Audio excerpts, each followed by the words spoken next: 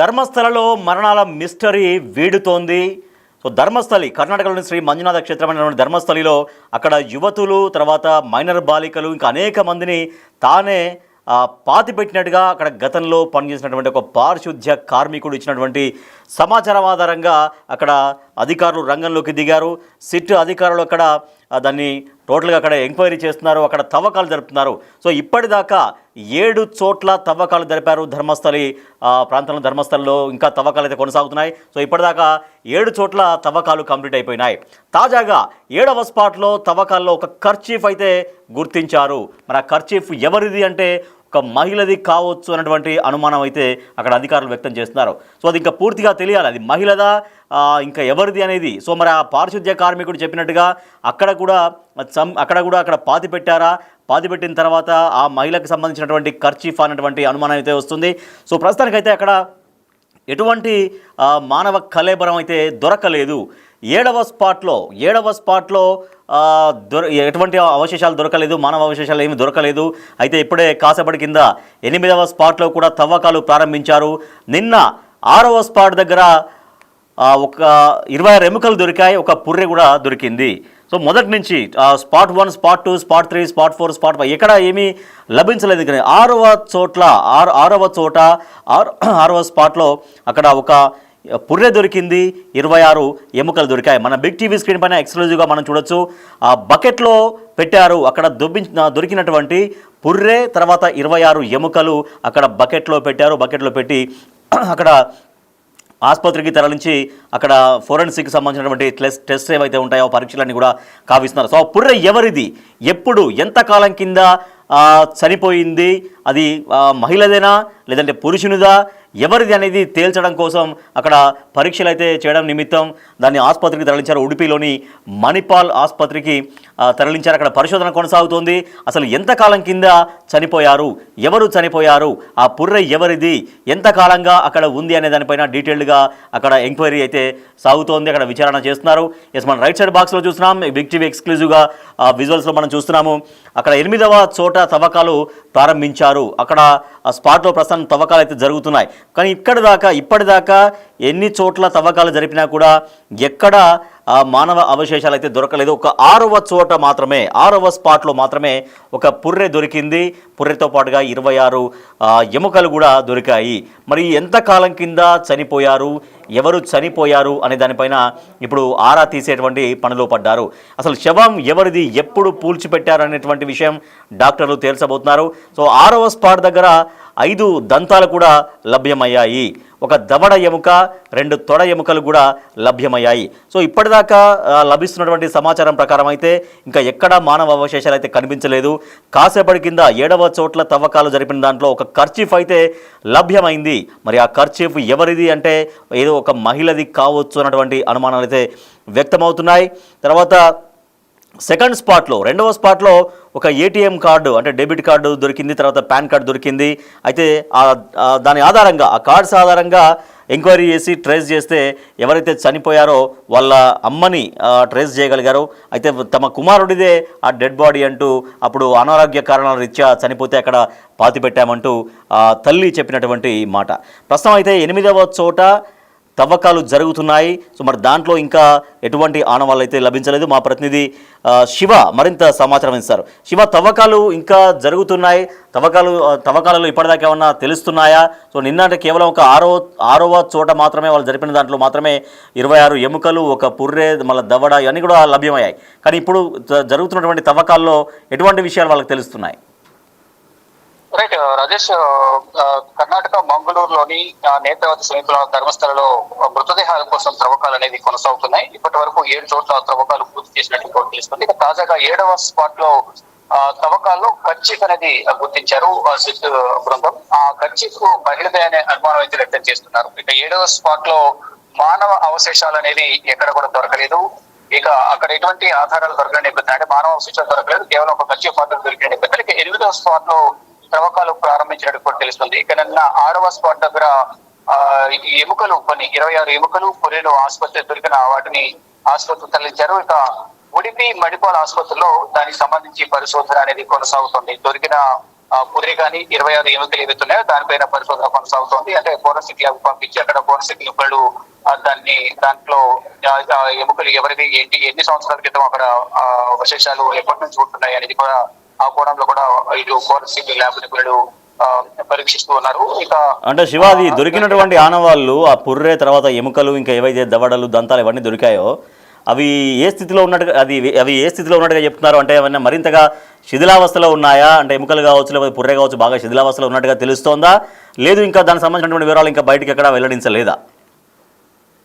ప్రధానంగా ఇప్పుడు దొరుకుతున్న అవశేషాలన్నీ కూడా కొన్ని సంవత్సరాల క్రితం పూడ్చిపెట్టినట్టుగా కూడా ఇటు ఫోరెన్సిక్ నిపుణులు అయితే చెప్తూ ఉన్నారు. అంటే ఇది దాదాపు ఇక్కడ ఈ ప్రాంతంలో 1998 నుంచి 2014 మధ్య ఈ మహిళ మృతదేహాలు కానీ కొన్ని మృతదేహాలు తీసుకొచ్చి అక్కడ ఖననం చేశారనేది కూడా మాజీ శానిటేషన్ వర్కర్ అయితే చెప్తున్న పరిస్థితి కనిపిస్తుంది. అంటే 1998 నుంచి 2014 మధ్య ఒక సంచలనంగా మారింది. అక్కడ మహిళలపై అత్యాచారాలు చేయడం కానీ, వారిపై దాడులు చేసి చంపేయడం, తర్వాత అక్కడ పూడ్చిపెట్టడం అనేది కూడా జరిగింది అనేది కూడా గతంలో బాగా ప్రచారం జరిగింది. తర్వాత అక్కడే 2003లో ఆ సమయంలో 2003లో అనన్య భట్ అక్కడ ధర్మస్థలంలోని మంజునాథ టెంపుల్ కి వెళ్లి దర్శనానికి వెళ్ళి అప్పటి నుంచి తిరిగి రాలేదంటూ కూడా వారి తల్లి సుజాత భట్ నిన్న పోలీసులకు ఫిర్యాదు చేశారు.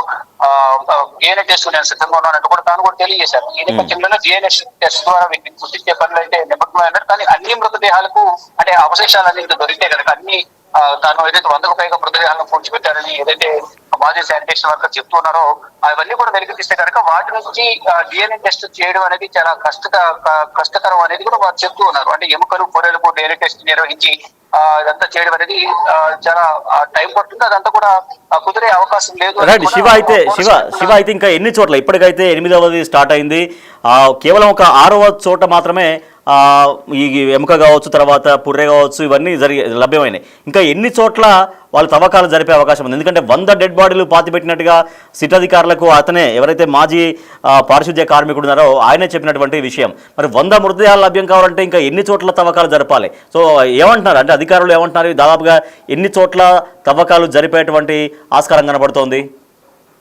మొత్తం మాక్సిమం వారు చెప్పిన దాని ప్రకారం మొత్తం స్పాట్లు అనేది డివైడ్ చేసిన నేపథ్యంలో ఇప్పటి వరకు 7 స్పాట్లు కంప్లీట్ అయ్యాయి. 8వ స్పాట్ లో త్రవ్వకాలు ప్రారంభమయ్యాయి. కాబట్టి అతను శానిటేషన్ వర్కర్ చెప్తున్నది 13వ స్పాట్ లో ఎక్కువ శవాలను అక్కడ మృతదేహాలను అక్కడ ఖననం చేశారనేది కూడా అతను చెప్తున్న నేపథ్యంలో అది నిజమా కాదనేది కూడా తేల్చే పనులు అయితే నిమగ్నమైన. అంటే మొదట కొన్ని అనుమానాలు వ్యక్తమయ్యాయి. మొదట రోజు అంటే 1-2 స్పాట్లలో ఇటువంటి ఆధారాలు దొరికిన నేపథ్యంలో అతని పైన కొన్ని అనుమానాలు వ్యక్తం చేస్తారు. శానిటేషన్ వర్కర్ పైన అది నిజమా కాదా అనేది కొంత డైలమాలు పడ్డారు. కానీ 3వ స్పాట్ లోకి వచ్చిన తర్వాత అక్కడ కొన్ని ఆధారాలు దొరికిన నేపథ్యంలో ఇంకా దొరికే అవకాశం ఉందని కూడా సిటీ బృందం భావించి దానిలో భాగంగానే తాత్కాలిక ఒక టెంట్ కూడా ఏర్పాటు చేసుకుని అక్కడ వాటర్ కూడా ఒకవైపు వర్షం పడుతుంది, ఒకవైపు తవ్వకాలు కొనసాగుతున్నాయి. ఆ గుంటలోకి వాటర్ కూడా వెళ్ళిపోతున్నాయి కదా, వాటిని కూడా తోడి అక్కడ తవ్వకాలు అనేది కొనసాగిస్తున్న పరిస్థితి కనిపిస్తుంది. టెంపరీ ఒక టెంట్ కూడా ఏర్పాటు చేసుకుని అక్కడ పనులను సిటీ బృందం పర్యవేక్షిస్తుంది. మొత్తంగా చూసుకుంటే ఈ మొత్తం అన్ని కంప్లీట్ చేస్తే కానీ ఈ మృతదేహాలు అసలు ఉన్నాయా లేదా, నిజమా కాదా, కనీసం డెడ్ బాడీస్ ను పాతిపెట్టిన నేపథ్యంలో అక్కడ మృతదేహాలకు సంబంధించిన అవశేషాలు కనీసం ఎముకలు కానీ పురీలు కానీ దొరికే అవకాశం ఉంటుంది కదా అనేది ప్రధానంగా చెప్తున్నారు. అంటే కొన్ని శవాలకు అసలు మహిళల శవాలకైతే ఎటువంటి దుస్తులు లేకుండా శవాలను తీసుకొచ్చి మాకు అప్పగించారు అనేది పారిశుద్ధ్య కార్మికులు చెప్తున్నారు. మరోవైపు చాలా మందిని చంపేసి తీసుకురావడం కానీ కొంతమంది అంటే ఐడెంటిఫికేషన్ లేని మృతదేహాలు కూడా కొన్ని తీసుకొచ్చేవారు. కానీ చాలా వరకు కూడా అత్యాచారం చేసి హత్య చేసి ఇక్కడ తీసుకొచ్చారు. నేను ఆ శవాలను తీసుకునే నేపథ్యంలో నన్ను కూడా భయపెట్టారు అనేది శానిటేషన్ వర్కర్ సిటీ బృందానికి తెలియజేశారు. ఏమైనప్పటికీ కూడా ఈ కంప్లీట్ గా ఏదైతే స్పాట్స్ చెప్తున్నారో స్పాట్స్ అని కూడా కంప్లీట్ గా చూస్తే కానీ అసలు ఎన్ని మృతదేహాలు అనేవి ఇక్కడ బాధ పెట్టారు, ఏదైనా శానిటేషన్ వర్కర్ చెప్పిన దాంట్లో నిజమా కాదా, చెప్పిన మాటలు వాస్తవం కాదా అని తెలుసుకునేందుకు కూడా అంత సమయం పట్టే అవకాశం కనిపిస్తుంది. అంటే దాదాపు ఈ రోజు మొదటి 3 రోజుల నుంచి కూడా ఇప్పుడు తవ్వకాలు అయితే కొనసాగిస్తున్నారు. ఒకవైపు వర్షం ఆటంకంగా మారుతుంది, ఆ తవ్వకాలు కొనసాగుతూ ఉన్నాయి. కానీ 13 స్పాట్ కూడా వెళ్ళిన తర్వాతే ఆధారాలు కరెక్ట్ అయిన ఆధారాలు దొరికే అవకాశం అయితే కనిపిస్తా ఉంది. చూడాలి ఏం జరగబోతుంది. 13 స్పాట్ వెళ్ళిన తర్వాత అక్కడ ఎన్ని మృతదేహాలకు సంబంధించిన అవశేషాలు దొరుకుతాయా, అసలు ఏం జరుగుతుందని కూడా చూడాల్సింది. ఇటు కర్ణాటక ప్రభుత్వం కూడా చాలా ప్రతిష్టాత్మకంగా తీసుకుంది. సిటీ బృందాన్ని ఏర్పాటు చేసి వీలైనంత త్వరితగతిన ఈ కేసును దర్యాప్తు చేసి నివేదిక సమర్పించాలంటూ కూడా ఇటు కర్ణాటక ప్రభుత్వం సిటీ బృందానికి తెలియజేసింది. Right, yes, thank you Shiva. So అది కర్ణాటకలోని నేత్రావతి నది సమీపంలో ఉన్నటువంటి అటవీ ప్రాంతంలో అక్కడ తవ్వకాలు అయితే జరుగుతున్నాయి. ఇప్పటిదాకా మొత్తం 7 చోట్ల తవ్వకాలు కంప్లీట్ చేశారు. ఇప్పుడు 8వ చోట తవ్వకాలు జరుగుతూ ఉన్నాయి. సో ఆ తవ్వకాల్లో మరి ఇంకా ఏమైతే బయటపడలేదు. ఇంకా 7వ చోట మాత్రం ఒక కర్చీఫ్ అయితే బయటపడిందని చెప్తున్నారు. ఆ కర్చీఫ్ ఎవరిది అనేది కూడా ఇంకా పూర్తిగా క్లారిటీ రాలేదు. అంటే ఒక మహిళా కర్చీఫ్ అనేది అనుమానం అయితే వ్యక్తం చేస్తున్నారు. సో మరి అసలు ఏంటి ధర్మస్థలిలో ఈ మరణాల మిస్టరీ ఏంటి? గతంలో అక్కడ పారిశుద్ధ్య కార్మికుడిగా పనిచేసినటువంటి ఒక వ్యక్తి రాసినటువంటి లేఖ ఆధారంగా పోలీసులు రంగంలోకి దిగారు. కర్ణాటక ప్రభుత్వం దీన్ని చాలా సీరియస్గా తీసుకుంది. ఒక సిట్ బృందాన్ని ఏర్పాటు చేసింది. అక్కడ నేత్రావతి సమీపంలో ఉన్నటువంటి అటవీ ప్రాంతంలో మొత్తం 13 చోట్ల 1995 నుంచి 2014 వరకు ఈ 20 ఇయర్స్లో 100 మంది మహిళల శవాల్ని తానే పూడ్చిపెట్టినట్టుగా ఆయన అధికారులకు చెప్పారు. సో మొత్తం 13 చోట్ల 13 అనుమానిత చోట్లు తను ఏవైతే చెప్పారో ఆ 13 అనుమానిత చోట్లలో ప్రస్తుతానికైతే తవ్వకాలు జరిపేటువంటి ప్రయత్నం సాగుతోంది. అక్కడ వర్షం కూడా వస్తుంది, అయినా కూడా ఆ వర్షంలోనే ఆ తవ్వకాల పనులు సాగుతున్నాయి. కేవలం ఒక 6వ చోట మాత్రమే ఒక డెడ్ బాడీ అంటే మానవ శరీర అవశేషాలు లభ్యమయ్యాయి. 26 ఎముకలు, తర్వాత ఒక పుర్రె, కొన్ని దంతాలు, ఇట్లా కొన్ని మాత్రమే బయటపడ్డాయి. సో వాటిని ఉడిపిలోని మణిపాల్ హాస్పిటల్ దగ్గర దాన్ని టెస్ట్ చేస్తున్నారు, దాన్ని పరీక్ష చేస్తున్నారు. అసలు ఎవరిది ఆ పుర్రె? ఆడదా, అంటే మహిళదా, పురుషుడిదా?